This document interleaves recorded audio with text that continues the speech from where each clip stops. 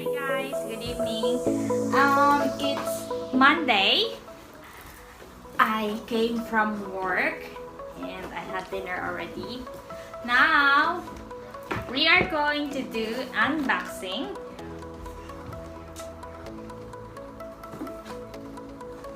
of a Deerma product. So this is anti-allergic.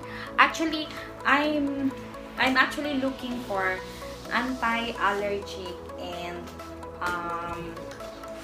antibacteria vacuum for fabric that I can use for the bed, for the pillows, for the duvet, and your pillows, sofa. That's what actually I'm looking. But I couldn't find any here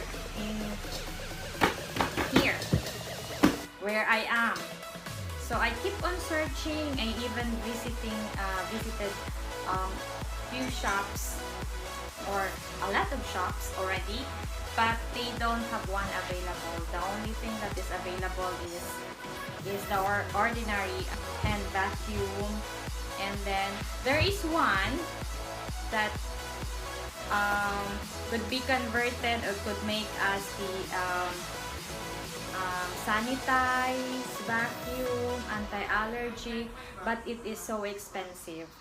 Yeah, there is, I think, Dyson or Dyson, yeah, Dyson, but it's so expensive and I cannot afford it. So I keep on searching and I found one. This is anti-allergic. This is actually especially for mite. Yeah, we don't have mite here in the house, but at least it could clean some dust, yeah, from the bed, from the sofa, from the pillow, okay, and even from the blankets, yeah, from the blankets and anything, any fabric that you have in the house. I bought this for not expensive. I even bought this one during the single days sale. It was on November 11. That was last week. So it says here. So this is anti-allergic UVC mite vacuum cleaner. So it can remove mites for the bed, for the pillow, for baby bed and sofa. Okay, now let's check what's inside for this. So the brand is Deerma. This is I think from China. Tanan man yata product made from China, and we know why. Yeah, so let's open. By the way, I've ordered this one from Amazon, so you can find this in Amazon, but I only bought this for I think around 90 or 89.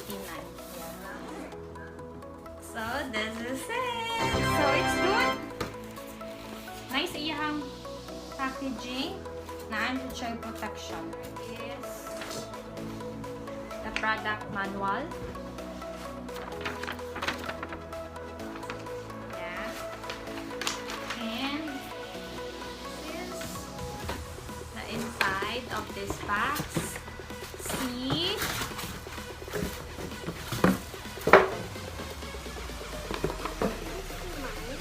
Yeah, that's the, and there is the brush. Can this be mine? No. So, this is the base. This is where you are going to this side to like scrubbing. Okay. This is where you're gonna put the surface of the fabric. So, inani siya. Tapos, dinhi yata ang ihang UVC. light. Yeah. So this is, I think the voltage is 220 to 240. So pwede siya sa Philippines. Yes.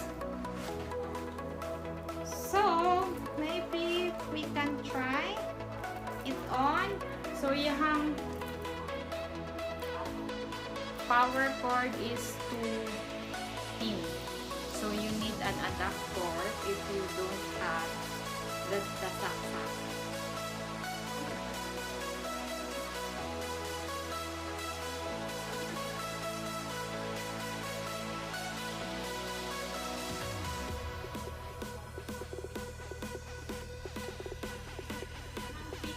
Is na siya UVC light, heat up to, I think, maintains 50 degrees para mamatay din ang kanang mga bacteria.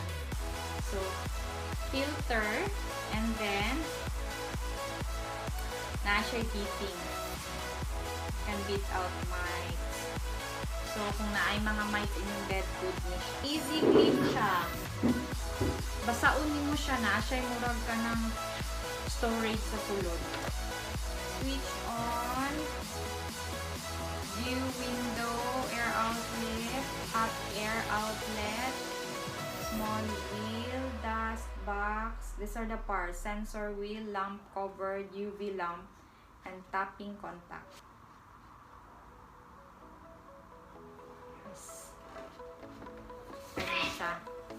Kani siya.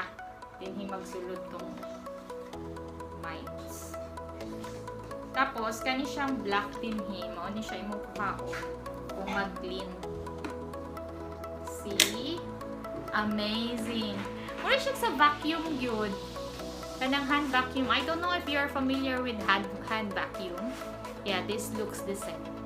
And then, you can put it on.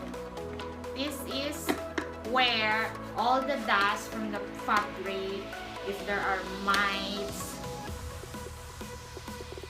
in your fabric, diri siya padulong na store. Then you can remove that one, brush it up with water. Oh my God! Mag-on siya dayon. That's real. Yes! So mag-on siya dayon.